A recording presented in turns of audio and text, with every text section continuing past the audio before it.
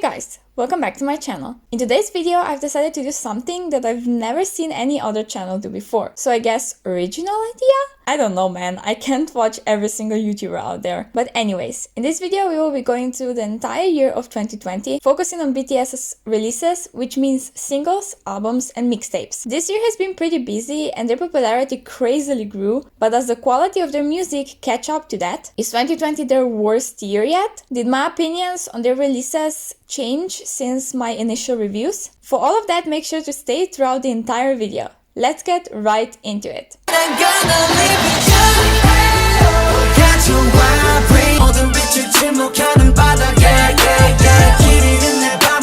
On February 21st, 2020, BTS made their very first comeback of the year, and I think it's an understatement to say they went above and beyond. Many people praised everything about this era, from the pre-release promotions to the title track and album. But for me personally, this is one of their most forgettable eras altogether. Let's unpackage why. Even before the actual release of anything, Big Hit decided to promote this comeback in a whole new way, with something of a map-looking type of promotions. For weeks, we were getting something every few days, or towards the end, even every day. It was all fine and well until the Kinetic Manifesto film for their title track On was released. Probably the biggest mistake of this entire era. Literally everybody thought this was the main music video, because who the fuck ever releases 2 music videos? Right. Nobody, because nobody asked for 2 music videos in the first place. Kinetic Manifesto film was just a glorified dance practice video and that's it. Not needed at all. It did really well views-wise, everybody treating it like the official music video. But then, when the actual music video was released, nobody watched it or streamed it, so the views during first 24 hours absolutely flopped, stuck at only a bit over 20 million. It was all Big Hit's fault. Many armies got mad at those not knowing that Kinetic Manifesto wasn't the official music video, but I'm sorry. Not everybody has hours of free time every day to look at some useless map and wait for each separate thing to be released. Most people don't actually, and neither did I. Whoever thought this was a good promotional strategy just fucked up everything real fast, which is a shame. Now to the actual title track, On. When it was released for the first time, I was literally obsessed with it, or so I thought. I would replay it many times, over and over again. How long did that last, you may wonder?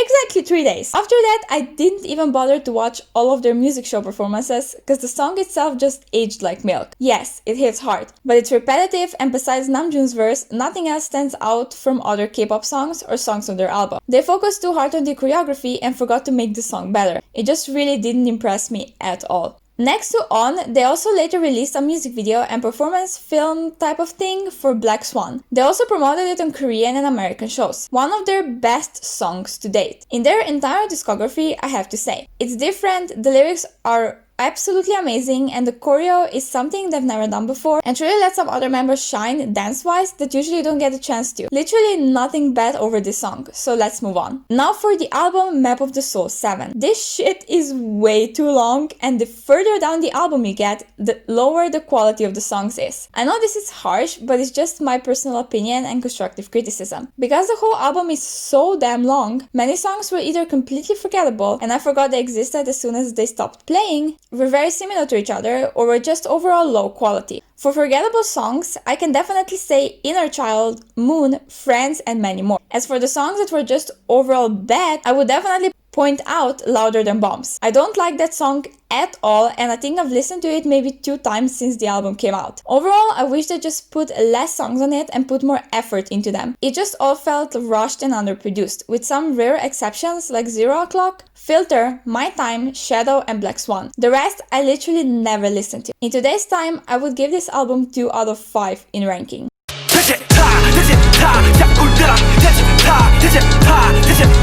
On May 22nd, Yoongi surprised all of us and released his second solo mixtape called D2. I will keep my opinions on this one really short because they haven't changed since the day this was released and I don't think they ever will. For the title track, Daechwita. Literally one of the best title tracks of this entire year. Not only did it slap so hard and it's a perfect song for every situation where you need some energy and confidence boost, but the music video in itself was perfectly constructed as well. Every single little detail was thought through and there for a reason. Totally up my alley and I don't have a single complaint. Also, he looked so damn freaking good. I dropped loved that right then and there. Black-haired Yoongi is superior and will always be. As for the entire mixtape, I loved how every song has a story so personal to him, and if you listen to them in the right order, they all connected into one big storyline, the storyline of his current life and thoughts. There are a few songs I very rarely listen to, but overall I keep going back to most of them, especially Daechwita, What Do You Think, and People. Fuck, People is really one of my favorite songs of all time. Still 10 out of 10 on this mixtape.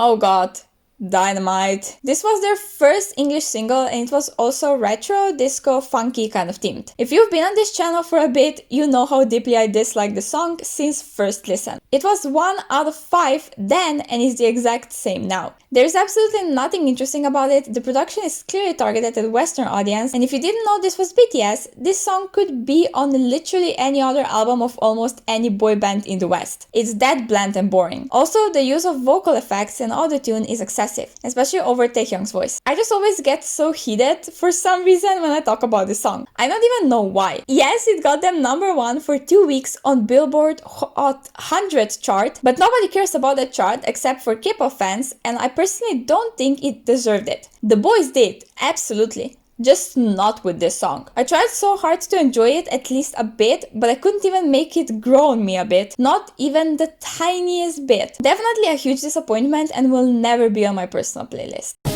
Like an echo in the forest, and a gato. On November 20th, they made their last comeback of this year, which was highly anticipated, knowing the boys did everything by themselves and made almost every single decision. That's why pre-release promotions were so unique, as well as the whole look and content of the album. I've made an entire review of the title track and album as soon as it came out, so you can check that video out, but I will be going through everything again because many of my opinions did change. First, for the title track, Life Goes On. Already in my first review, I said this song is extremely boring and forgettable. I still stand by that without a single doubt. But the more I listen to this song, the more it confuses me why they chose it as a title track. It's not only very different from their other ones, but it also doesn't have a replay value, while they also couldn't promote it on music shows since it doesn't have a choreo. Of course it doesn't, it's a damn ballad. Listening to other songs on the album, literally almost every other one would be a better title track than this one. Life Goes On is a sole reason why this era didn't even feel like a comeback at all. It didn't have that excitement that their comebacks usually have. It didn't have the same hype.